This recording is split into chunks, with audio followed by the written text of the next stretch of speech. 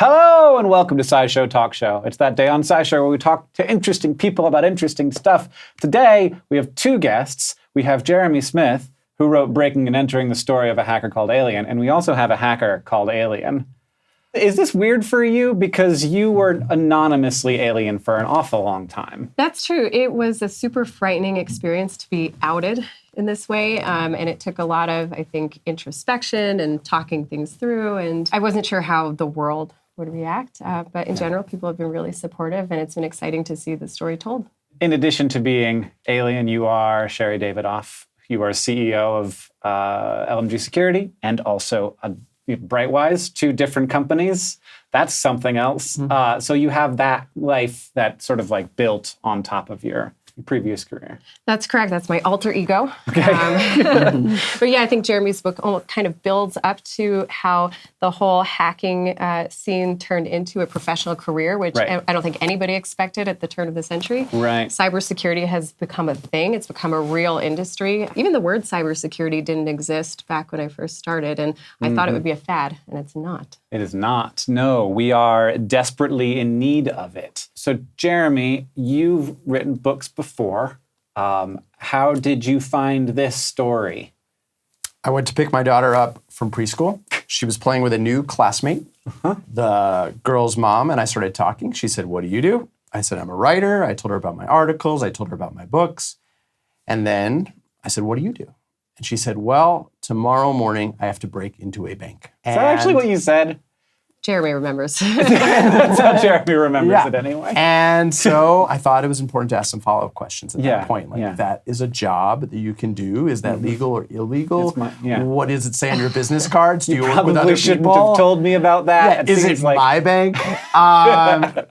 Can I come next time? Things like that. How often do you break into banks? Well, these days, being a CEO, I don't get to do the fun stuff anymore. Oh, okay. But my team does all the time, and I used to do it on a regular basis. I started off as a physical penetration tester, breaking into bank branches and check processing facilities and central office buildings and things like that. Actually physically breaking into places. Correct. How does that work? They have locks on the doors.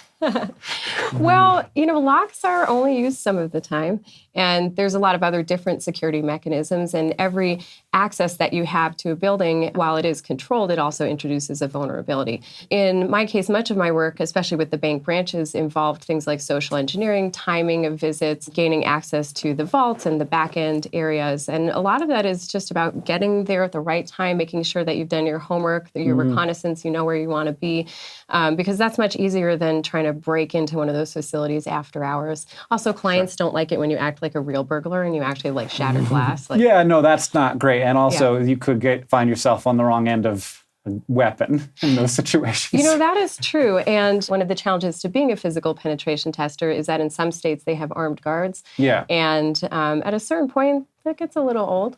Right.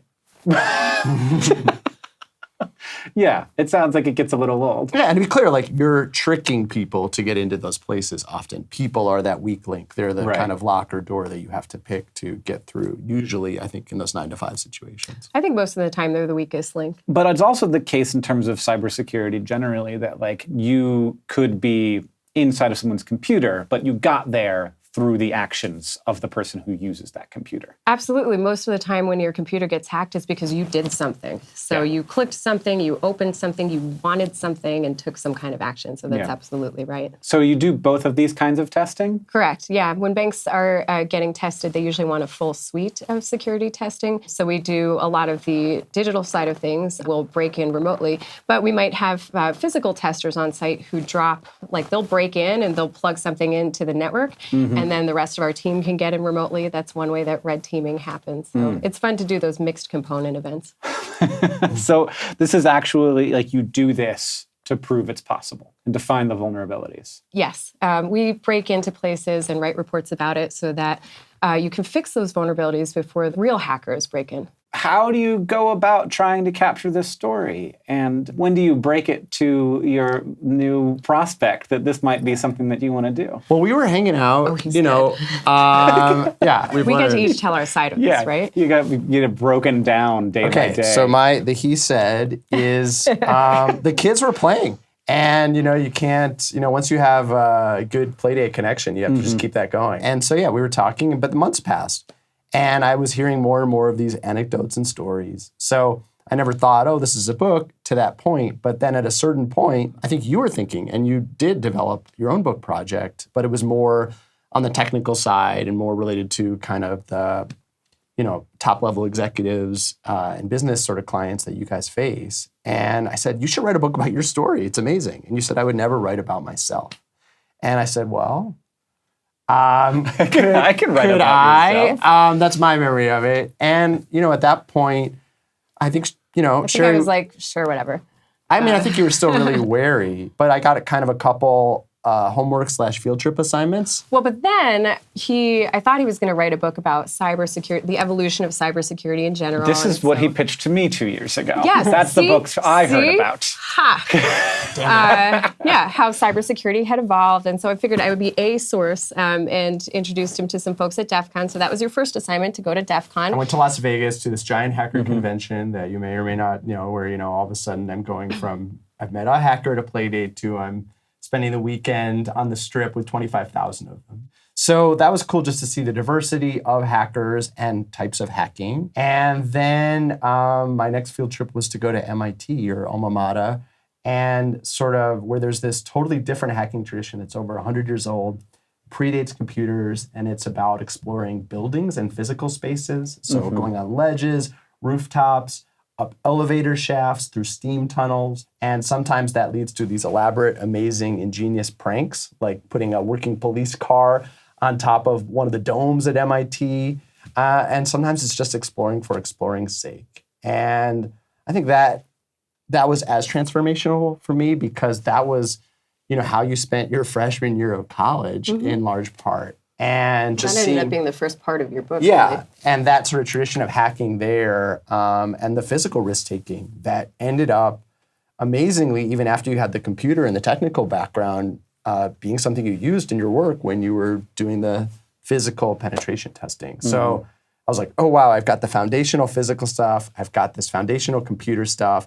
I've now, on the job, actually breaking into things and then trying to build your own company as this whole world is becoming an actual industry, and as we're moving every aspect of our society onto the internet, for better or for worse. Then I was like, it's a book, let me do it. Yeah, and the process of reconciling your current life with the past one where you were known by a different name and did different activities. At what point did you guys decide that you were going to be open about who this story was about? Well, this was a process because I got a call in, I think it was October, maybe 3 or 4 years ago.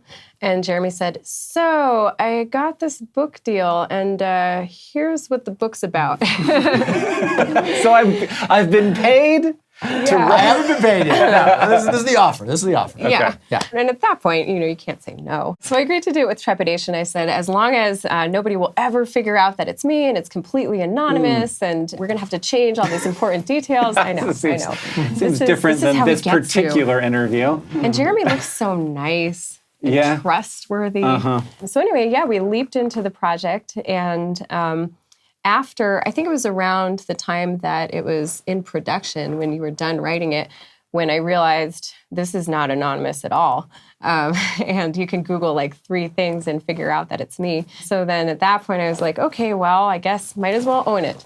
And that was a really good feeling in the end, to have this one life and to not feel like I have to be 2 different people, like Alien the hacker and also a CEO. It's, one life. So, big, broad question, not about the book. How are we in terms of cybersecurity? Are we going to be okay? Should I be very worried? I keep reading things that make me very worried. Well, who is we? Humanity, America. So, let's start with humanity. Let's just do that step. You know what I worry a lot about, actually? I worry a lot about... This is what I want to know.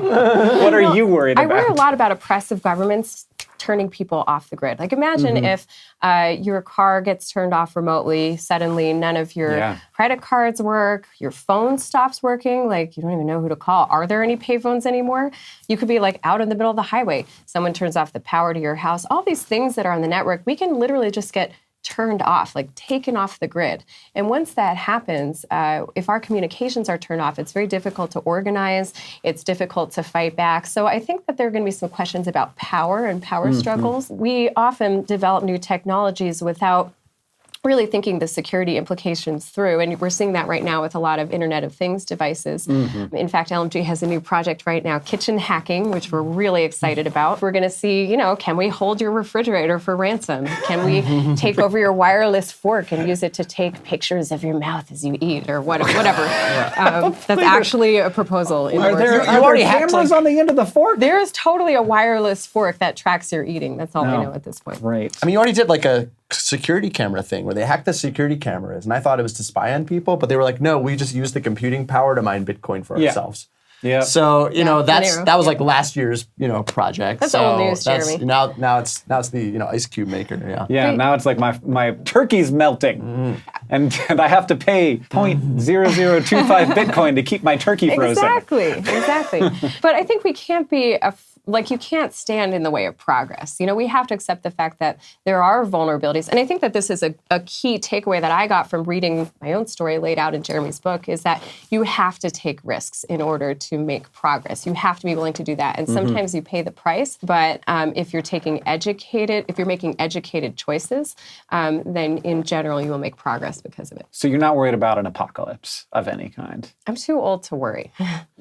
That's not my experience. I don't think there's any way to avoid vulnerability. Okay. We could all die tomorrow, and there's a decent chance that might happen. But let's enjoy the moment. Gotcha. Okay, I see. So you do think the apocalypse will happen. You're just not worried about it. I think the apocalypse could happen. When it comes to hacking, I used to work in a hospital, and you see how vulnerable hospitals are when it comes to IT. They look so squeaky clean, but under the hood, many of them have viruses and malware, especially on those really delicate networks that have all the clinical equipment on them. And this is not even a technical issue. This is an organizational issue. It's a political issue. It's the FDA having different security standards than the Office for Civil Rights. Issues like that come into play and leave us vulnerable. So there are ways that we could see a catastrophic event, but my hope is that it wouldn't benefit anybody for that to happen, and so hopefully it won't. Yeah.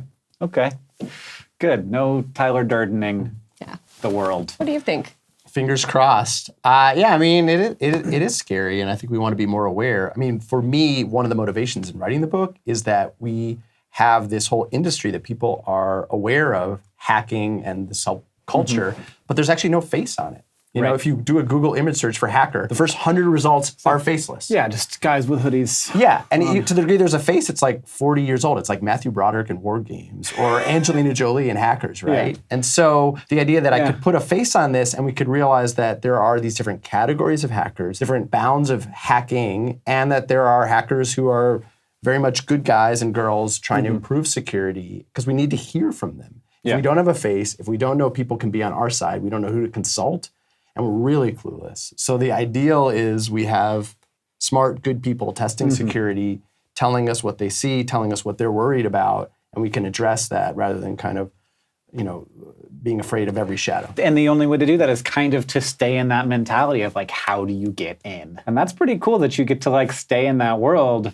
but like also be a business person. Yeah, absolutely. Well, and we also stay in the opposite, the flip side of that coin, because half of what LMG does is responding to cybersecurity incidents. Things that have already happened. Correct. So an organization gets hacked, and we're the incident responders. We're there to say, okay, calm down, everybody. Here's how we triage the incident. We're going to cut off the network access, or we're going to clean out this malware, and then we do the investigation. You have two people using the same keyboard at the same time. Totally. And just like, oh no, they're in the kernel, and people shout, and they're like things. It's all dark, and we're typing really fast, and wearing hoods, and it's great.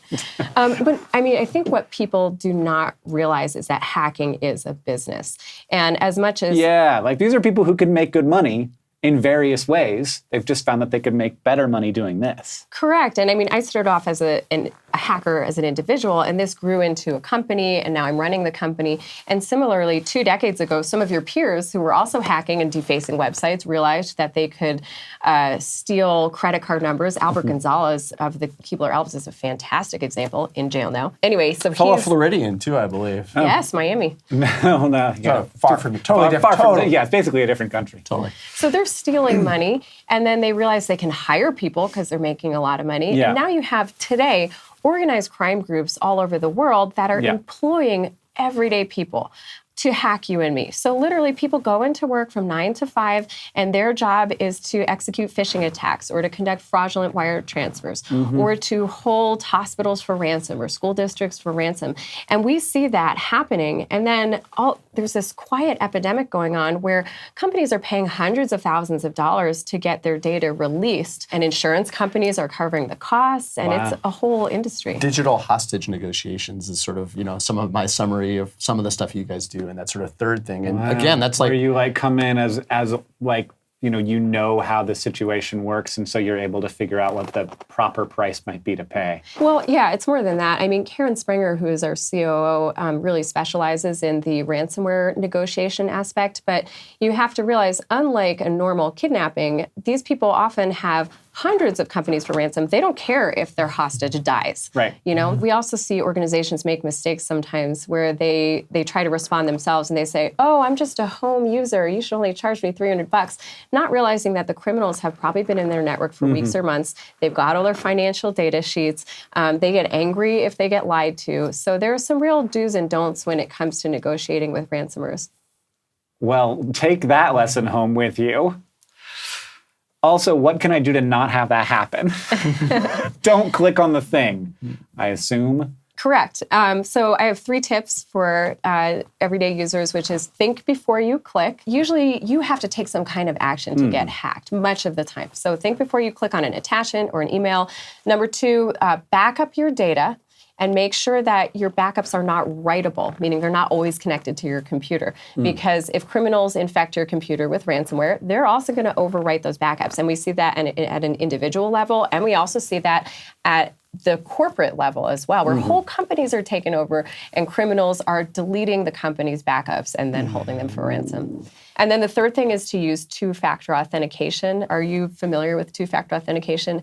Yeah, so when it's available, turn it on, and that way, if and when your password is stolen, the criminals can't immediately log in. We think, oh, we don't see anybody logging in, so it's not happening. But chances are pretty good if your password is out there that someone is logging in and maybe even automatically downloading all your emails or things like that. Thank you for the tips and for setting my mind a little bit at ease that I should at least not worry about the apocalypse, because what can I do about it? And also thanks for the work you do. I want to know more and more and more about it. You can read this book. But in the meantime, we are going to be joined by one of the hackers of the animal kingdom. We have been joined by a somewhat skittish, very big bird. This is Rook the Raven, and we named her Rook because she looks like a chess piece. She is nervous, and that's because she was born in the wild, and she got a damaged wing. We do not know how it broke, but it healed in place in an awkward position. That's why she has that little fan on her, of feathers on her shoulder right there.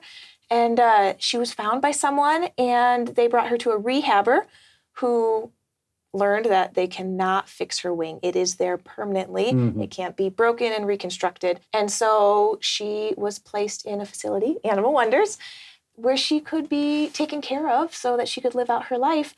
But because she was born in the wild and grew up in the wild, she learned this very healthy fear of humans. And it has taken 5 years to get her to the point she's at. She's doing really good with you being that close. But she is nervous. You can see she's looking around. She's gaping. So when they get nervous, they do get a little bit hotter. And so she gapes, and that cools her off. So that's her coping mechanism to being in a stressful situation. But I can tell she's doing pretty good because she did eat a worm when I brought her out. Would you like another mealworm?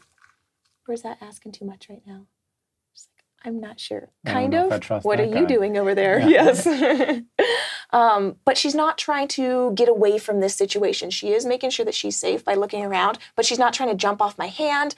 She's not biting me, telling me that she's done with the situation. So she is in a stressful situation, but she's handling it really well. And the reason I have all this equipment on her is because she is not flighted. And if she were to jump off my hand, she would face plant on the ground, and I don't want her to get hurt. And so this jesses and the anklets on her will prevent her. If she does jump off, I'll stand up and catch her so she doesn't hurt herself. How heavy is that bird? Looks heavy. She's heavy for a bird, but that's not saying much. Yeah. She's 3 pounds. Okay. All right, so you introduced her before she came out. You said that these guys were the hackers of the bird world. Yeah. They're incredibly intelligent. And when we use the word intelligence with animals, it's a huge gray area. Even you with can't, people, we're not. right? It's very hard to define. Yeah, but these guys, they are more recently being studied. So corvids, so crows and ravens and magpies, they're being more heavily studied because they are very intelligent. And the more we learn about them, the more we realize how intelligent they are in different ways. So one of the biggest things is they have a small brain. Like compared to humans, they have a small brain. But that doesn't matter in the bird world. They have very dense neural pathways, I guess. It's just very, very tight and dense in there. And so they're packing more in a tiny little brain than we do. Comparing these guys to humans, you could say they're about the intelligence of a 4-year-old human. Oh, wow. Which is smart. I mean, I have a 2.5-year-old, and he's very smart. He's smart, right? They do are smart. I'm going to turn this way, see if she... Do you want to jump on there? Okay, get up there. You got What kinds it. of You things got it. attract her attention? Anything that she perceives as a threat. So a predator, which humans are included in that. But she's looking at all those things up there. So many She's things. eyeing that It's just- squirrel. It's just a lot. Yeah, Do you want to eat that? don't get our squirrel. That wouldn't taste very good. No.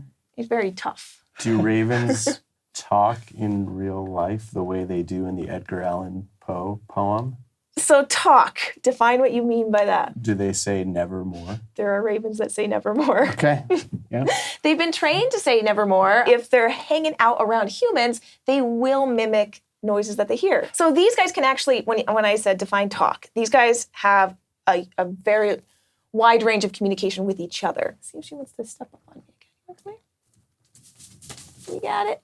There you go. But they have a really sophisticated social structure out in the wild, and they can do some things that other birds cannot do. One of the things they can do is they can actually point at objects. So they'll maybe grab some cool food and be like, hey, buddy, look what I got. And then they'll make sure they see it, and then they'll orient themselves to wherever it was and be like, it's over there, it's over there. And it's really Like cool. conceptual pointing. Like, not like here, but where I'm pointing, over there. Exactly. So that is something that no other animal does. There are some primates that can be taught to do it. But humans, that's like a 1-year-old thing they can start. That's the beginning of communication, of our communication, is they're pointing at, I want that thing over there. And we recognize that. So more studies with these guys on communication would be huge. And there's some other really cool observations of these guys in the wild. They will follow wolves. A lot of people have heard this. They'll follow wolves, and then whatever they kill, they'll come in and steal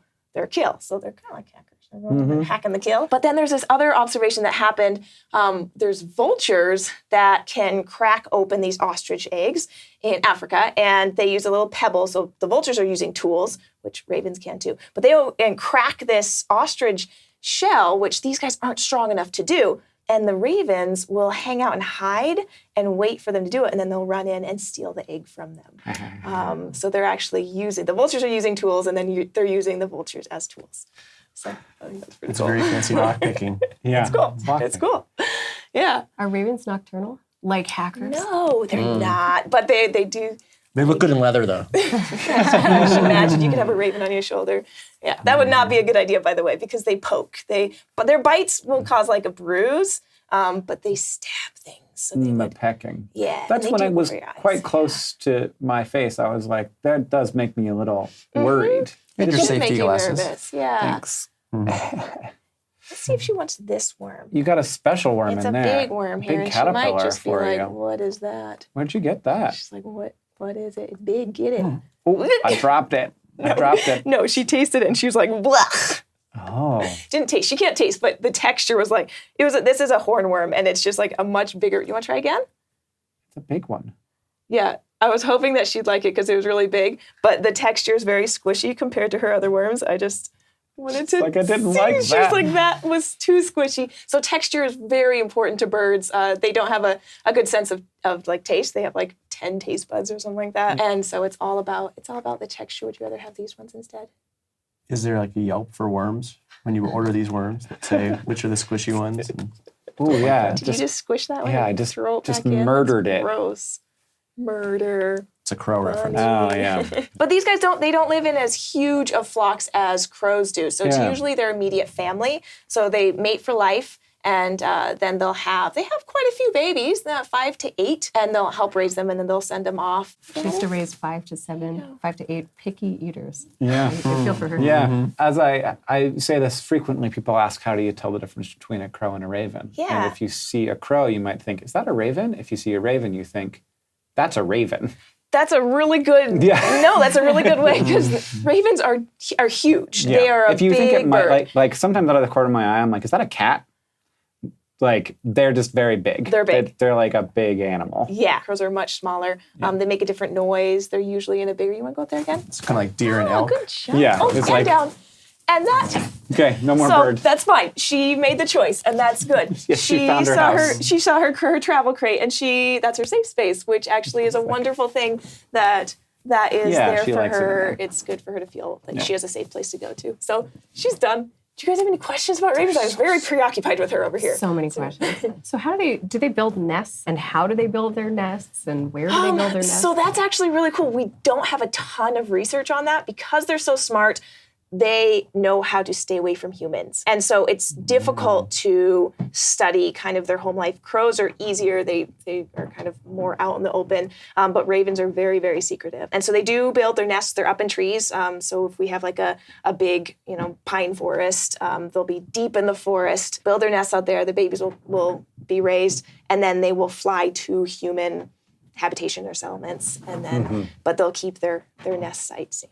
We're really excited. We're trying to see if we can introduce a companion for Rook. Yeah, because They're they are very such social species that Very like being are you sort of Rook's only good friend? Yeah, and there's one of my employees is also forming a pretty good bond with her. Yeah. A trust, just Yeah. associating trust with her, and it's not enough. It's not good enough. And they don't do it with any other species. No, they'd probably Don't kill like- him. yeah. And also, she's not flighted. So if we just take in if we took in a imprinted baby, so that she could then, raise them or whatever, they would then be able to fly. And if they weren't compatible, they could really pick on her. And so she's a very timid female. She has to hop wherever she goes. And so it's a really limited Right. which ravens we could introduce her to. But we have a candidate, not flighted, amputated wing, and we'll see if it works. It's very exciting. Wow. I hope they like the arranged marriage. You need like Tinder for ravens. Yeah. Right? I know. right. No, Online not a dating. good one. I'm just looking for Flap right. I need a wing amputee that's also very shy and wants to live with these humans. Right. Yeah. Likes long walks in the crate. Yeah. And hops. Likes to hop. Likes worms. Yeah. Will eat my leftover squishy ones that I don't Yeah. want. Then I decided just to kill. No, did you see her reaction was like she squished it. She's like, nope, No. that is gross. It's a gusher. What is Totally this, a the gusher. 90s? Oh, gross. Well, hey, Rook, thanks for sharing. settled down now. You did settle down. And I was much more nervous about getting pecked than I needed to be. Oh, yeah. No, she's not a... not a there pecker. are ravens that can be more defensive like that. Yeah. But she's really chill. Just a big beak. It is. And you should be worried because they can break bone. Like they will peck at the bone and can break it apart and get pieces of stuff Sure, off and yeah. eat it. So that's their power. So yeah, it was a healthy fear. Okay. But she was very far away from you. Like her neck's only like this you're long. a professional. So yeah. if I So was don't like- worry about ravens and don't worry about the apocalypse. You're right. I should just stop worrying so much. Thanks, Jessi. If you Thanks. want to see more of what Jessi's up to, you can go to youtube.com/animalwondersmontana, where there's a YouTube channel all about your lifestyle with a lot of animals. How many animals do you have? we have around 90 right now. All rescues, and it's really fun. You get to learn all about animals. Yeah. And if you want to learn more about what these guys did together, this is Breaking and Entering by Jeremy. And are you also working on book things? I just turned in the manuscript for my book on data breaches last week. Oh, wow. And I have a life again. It's amazing. But yeah, I analyze different data breaches the way you might analyze a car wreck or an airplane wreck. And we analyze why they happened and where we're going as an industry. So that'll be out this summer. Well, congrats. Thanks, everybody, for hanging out. We do talk shows about once a month here on SciShow, and I just can't believe how many cool people there are to talk about cool things. So subscribe or whatever.